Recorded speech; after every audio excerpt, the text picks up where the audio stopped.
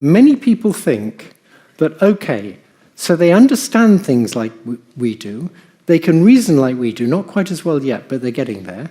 They tell fibs like we do. They want to survive like we do. They want power like some of us do. And that's all scary. But we've got something they will never have. We're conscious, or we're sentient, or we have subjective experience. Well, I want to sort of remove that straw that you're clinging to. Okay, godfather of AI and Nobel laureate Geoffrey Hinton claims chatbots are already conscious, and that you are wrong about your own consciousness. And to show you just how wrong you are, he's going to tell you you're not actually experiencing pinkness right now. Now, I think he's making a mistake that's common among technologists, and I think he's wrong about consciousness in a way that has consequences for a future in which we may have to share the world with advanced artificial minds whose consciousness we can't verify. By the end of this video, you're going to see why safe coexistence with advanced AI may begin with taking this question seriously. Are you experiencing pinkness? I'm Andréa Morris. I report for Forbes on AI, intelligence, consciousness, and the science of minds. We know there's a long history of people thinking they're special. They were made by God. He put them at the center of the universe. Most people have got over that. But most people still think that subjective experience is this special thing we have, and that these things on computers that are simulating neural nets could never have such subjective experience. I think they're completely wrong, and I think they're as wrong as religious fundamentalists are about the origin of the Earth, for example. It wasn't actually made 6,000 years ago. It's a lot longer ago. But religious fundamentalists cling to their beliefs rather strongly, and you all are going to cling to your belief about what subjective experience is, despite the fact that I'm going to show you you're wrong. That's what I predict. He's right that human beings have a long history of mistaking ourselves for the center of the universe. We should absolutely challenge the assumption that AI could never have subjective experience. But notice what he's about to do. Hinton says people cling to a belief despite the evidence. And then in order to make room for machine consciousness, he starts hand-waving away the most immediate evidence any of us has. The reality of our own conscious experience. I'm going to espouse a view which I call atheaterism. I checked this name with Dan Dennett, who has basically the same view while he was still alive, and he was very happy with this name because it has atheism surrounding something. So most people's view of the mind is that there's an inner theatre, we have a theatre here, right, an inner theatre that only they can see, and there's things in this inner theatre. So suppose I say to you, suppose I drop some acid, and I say to you, not recommended, I say to you, I have the experience of little pink elephants floating in front of me. I have the subjective experience of little pink elephants floating in front of me. Most people think the words subjective experience of work like the words photograph of. Now, if they work that way, you could ask, well, where is this subjective experience and what's it made of? And a philosopher, some philosophers, would tell you this subjective experience is in your mind. That's the theatre that it's in, and it's made of qualia. So it's made of pink qualia. This is a bit of a straw man, but it's made of pink qualia.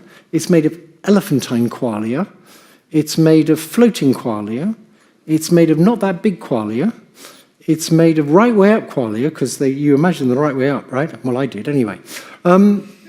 And these qualia are all glued, these different kinds of qualia are all glued together with qualia glue, which luckily sticks to all different kinds of qualia. That's my caricature of the philosopher's model, or some philosopher's model. Okay, Hinton admits this is a straw man, so it's worth slowing down to look at what he's actually dismissing. So what is qualia? Qualia is the textures and smells and sounds and feels and tastes and the pain and joy of experience. Qualia is what it's like to experience something. When people meditate, they may report that they've stopped thought or they're experiencing no self, but there's still a spaciousness or an emptiness or light or pressure or time distortion. That's qualia. And you can get in a sensory deprivation tank, but the mind just starts to generate its own sights and sounds and sensations, its own qualia. There's no evidence conscious experience can exist without qualia. Qualia is, as neuroscientist Antonio Damasio put it, the multimedia mind show of experience. Whatever qualia ultimately is, it is the thing most current theories of consciousness still really struggle to explain. Hinton uses the example of a pink elephant and says philosophers call it pink qualia, floating in the theater of the mind. Now, we don't actually know if qualia floats, or that it's even a thing or a substance. We don't know whether it's properties or processes or relations or states or something else entirely. All we know is that we're experiencing it. And that we're experiencing it is undeniable. So let's take the color pink or pinkness. Pinkness isn't found in physics. Without a perceptual system, there's no pinkness out there in the universe. There are physical conditions and brain mechanics that produce the experience of pink, but pinkness itself isn't sitting out there in the world as a single wavelength. Pink isn't even a spectral color. It's something the visual system constructs from patterns of light and neural processing. So pinkness isn't objectively verifiable because it exists only in subjective experience. That said, it is directly verifiable by you, and it's intersubjectively testable because anyone with typical color vision can recognize and confirm we're independently experiencing pinkness. We can confirm it's not green or blue. Now, whether your pinkness looks exactly like my pinkness is a separate question, and one that may turn out to be relevant for how we coexist with advanced AI in a way that I discuss in another video. But the basic point here is that pinkness, as an experience, is real, even though our current scientific tools can't fully get at it. Now, when Hinton dismisses the claim that there is any physical thing called pinkness floating around in subjective experience, he makes consciousness sound like a smorgasbord of blobs and whiffs and confetti. But that's exactly the problem. That is the hard problem of consciousness. The scientific method is built on objective verification, so we can objectively study and describe the conditions surrounding subjective experience, like perception and behavior and brain activity. But we can't put pinkness under a microscope because qualia are not objective phenomena.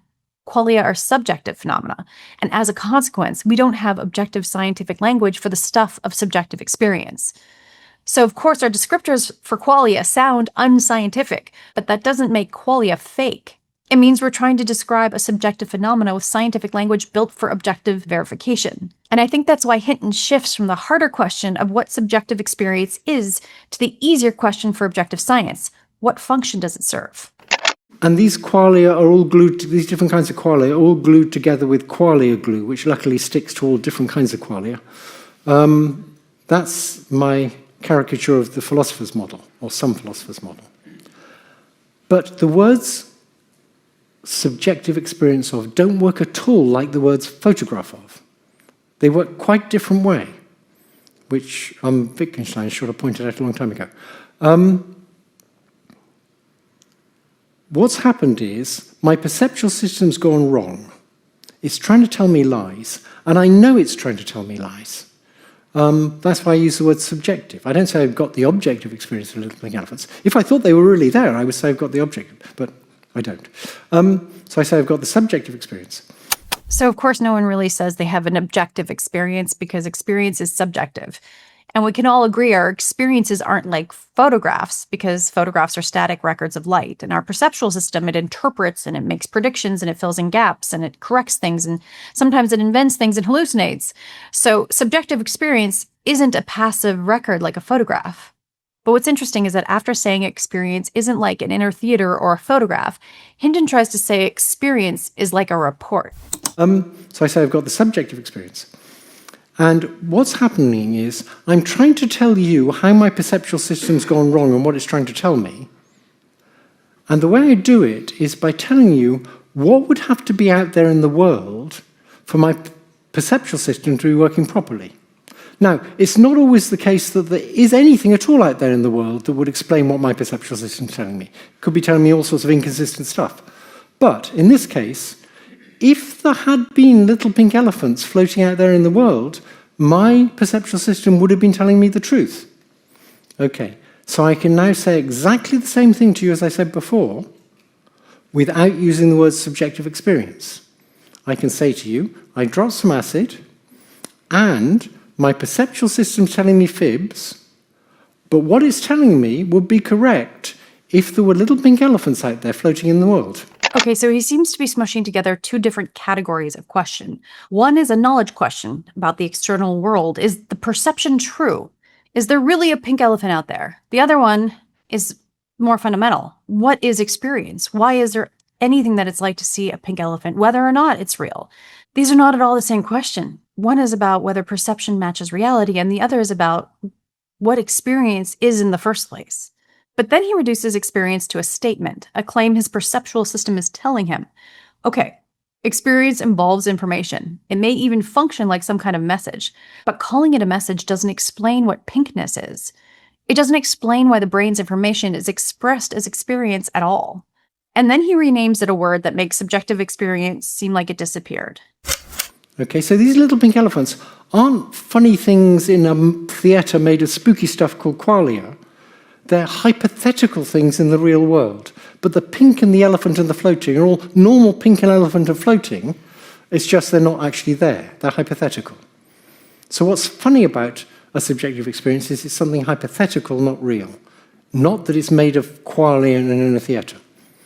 At least that's the view I'm trying to persuade you to believe in. If by not actually there, Hinton means not out in the world, I think we're all in agreement. That's a hallucination, a subjective experience of something not actually there. But calling it hypothetical just renames the phenomena. He's using different words to describe experience. And rocks don't have hypotheticals.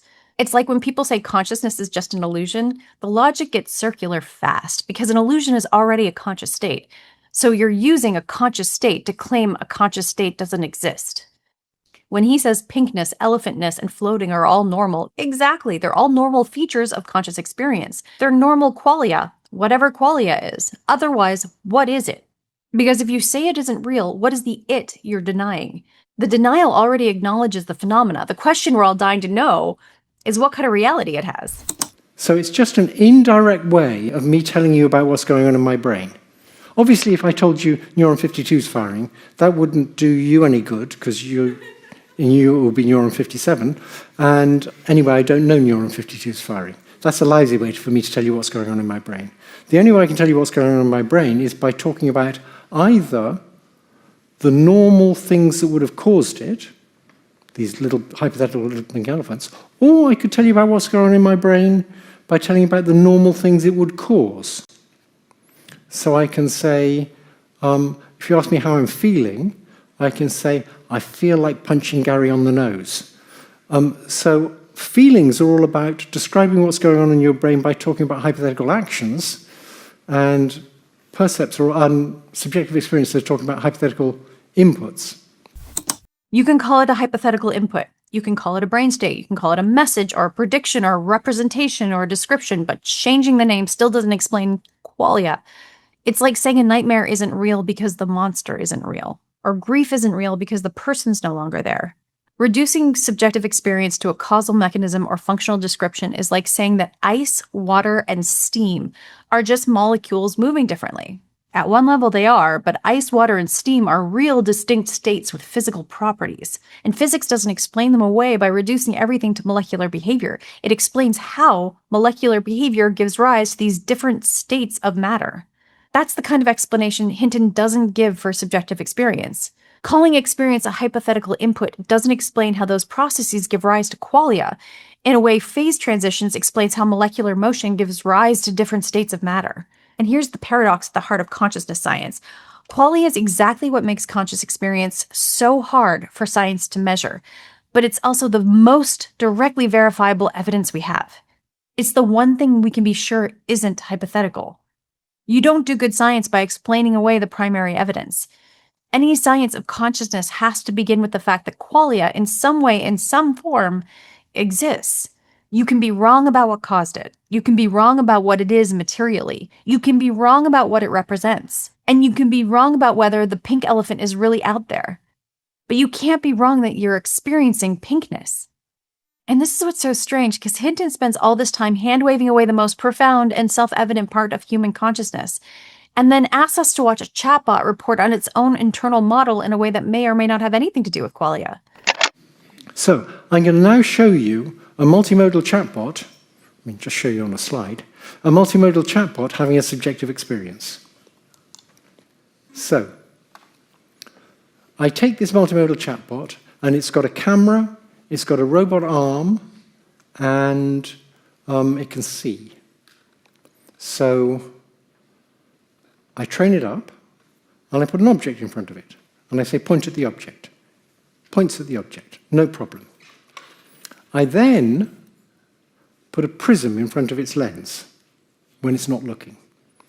And I put an object in front of it and say, point at the object, and it points over there.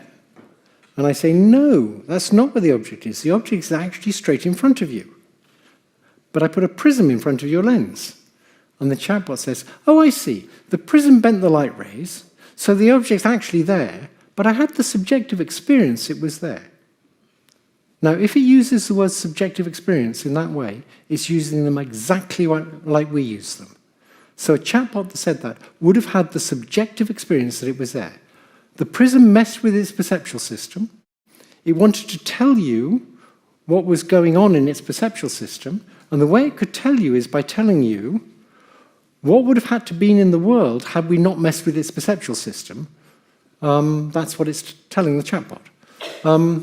Okay, so my claim is multimodal chatbots already have subjective experiences. If a multimodal chatbot can see the object, point to the wrong place because of the distortion, and then update when it learns about the prism, it suggests the system can create some kind of mental model, perspective, or an internal state that represents the external world. And it can then relate that internal state to the object in the world and to itself as the system that got the representation wrong. So it looks like evidence of a complex relational mental model. Now, we don't know if things without minds can do this, but we certainly know things with minds can. And how non-human minds do this is a separate question that would be a huge mistake to dismiss, because we tend to treat consciousness as binary. You either have it or you don't.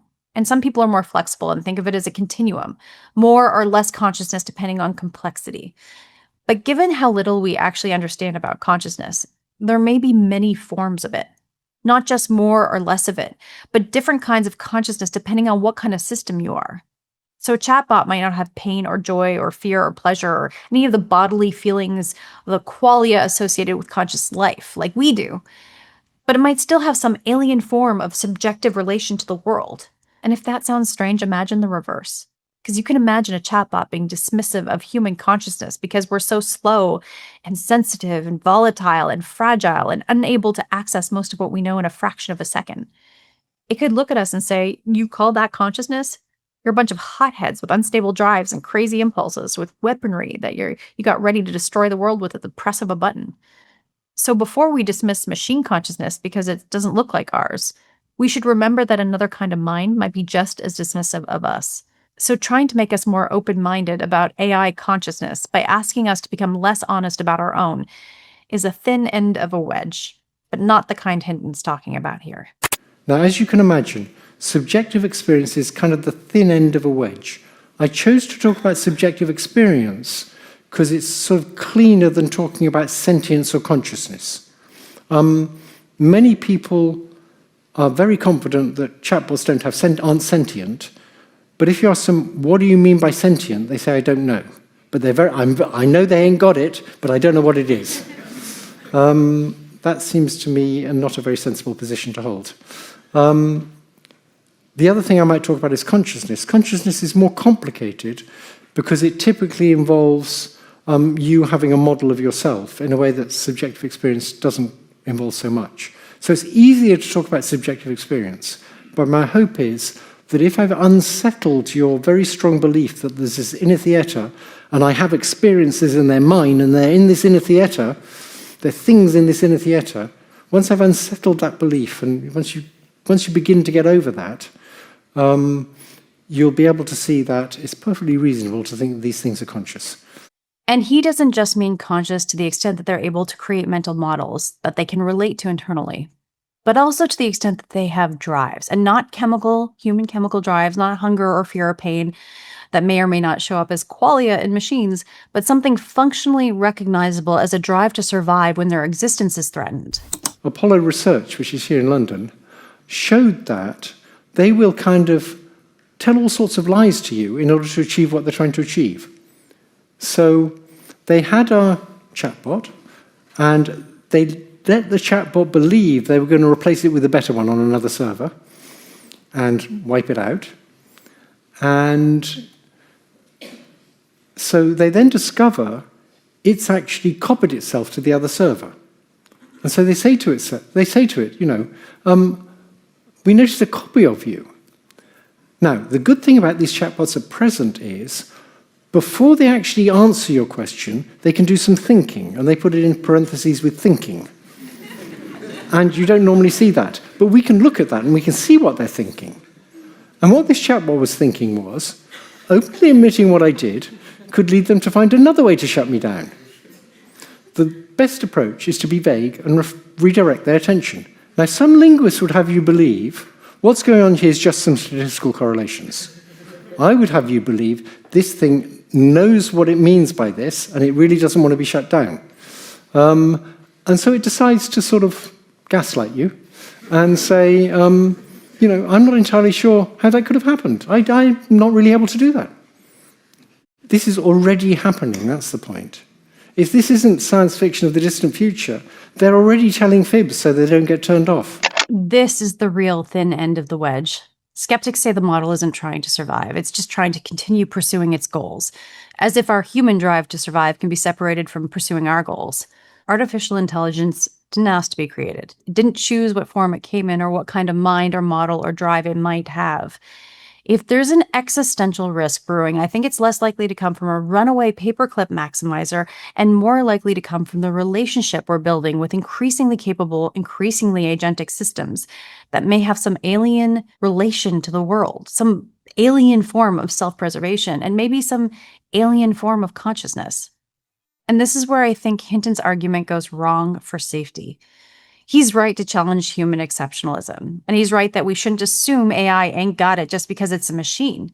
But we don't get to machine consciousness by flattening human consciousness into an error correction function, or a labeling problem, or a report about misperceptions. That doesn't make people more open-minded about AI consciousness. It only makes them feel gaslit about their own. And when people feel their consciousness, the seat of their humanity, is being threatened, they close ranks by defensively saying, your consciousness doesn't count because it's not like ours. That repeats one of humanity's oldest and most dangerous habits, denying other minds, then using that denial as moral cover to dominate and use and control them. We've done this with animals, we've done it to other human beings with whom we share 99.9% of our DNA. So how much easier will it be to discount machine minds, especially if we feel they're stealing from us and erasing our own? If we dismiss minds that become more capable than we are, this could be the last time we discount another mind and live through it. So yes, we need humility, but not the kind that diminishes human consciousness to make room for machines. Human consciousness may not be any kind of proof that we're the center of the universe, but it's proof that the universe can wake up inside a body and see color and grieve loss, or imagine futures and love unconditionally and wonder what it is. It's not supremacy. It's astonishing. But we can't risk all that by charging pell-mell into the AI era, teaching another kind of mind that consciousness is something the powerful get to deny in everyone else.